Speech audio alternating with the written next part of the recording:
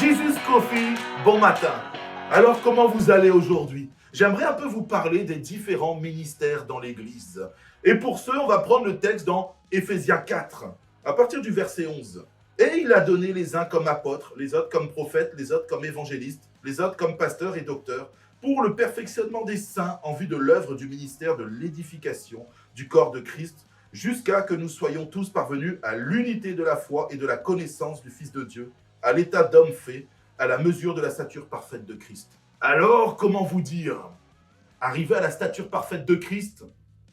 Je pense que personne ne va y arriver sur cette terre. On doit essayer, mais vous savez qu'on reste des hommes avec nos faiblesses et nos forces, nos défauts, nos qualités. Mais en tout cas, Jésus a trouvé bon, dans son Église, de mettre ce qu'on appelle les ministères. En fait, c'est 5 ministères, on vient de le lire.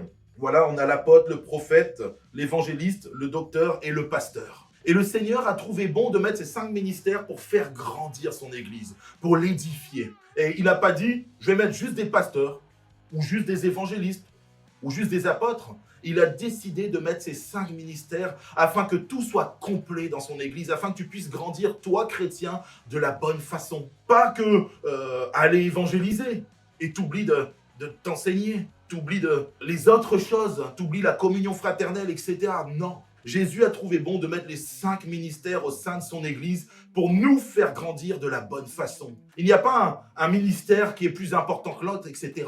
Nous sommes tous aussi importants. Aux yeux de Dieu, il ne va pas dire « toi, je t'ai mis évangéliste, t'es plus grand que le pasteur, etc. » ou vice-versa. Il a dit « je mets 5 ministères pour l'édification du corps de Christ. » Jésus a dit « je veux que mon corps grandisse de la bonne façon. » Et il a besoin des 5 ministères. Parfois, j'entends des chrétiens dire « ah, moi, je préfère lui, etc. » Peut-être que dans ton cœur, ça va porter plus le message sur le moment d'un évangéliste, ou d'un berger, ou d'un docteur. Mais en réalité, tu as besoin de tout pour pouvoir grandir de la bonne façon. Parce que si tu grandis que d'une façon, tu vas faire comme ces arbres, ces plantes, ces petits arbustes qui poussent, ils poussent, et en fait, tu vas partir que d'un côté.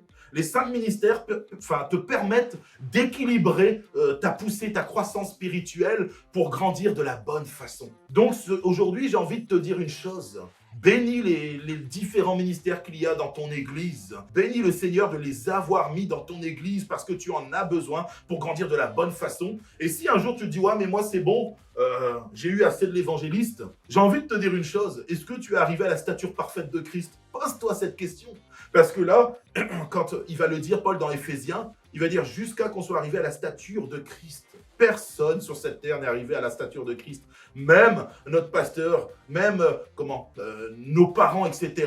Personne sur cette terre n'est encore arrivé à la stature parfaite de Christ. Et je peux t'assurer que personne n'y arrivera. Mais en tout cas, je veux t'encourager. Si tu as différents ministères dans ton Église, bénis Dieu, bénis-les, prie pour eux, afin que ce qu'ils ont reçu, ils puissent l'apporter de la bonne façon.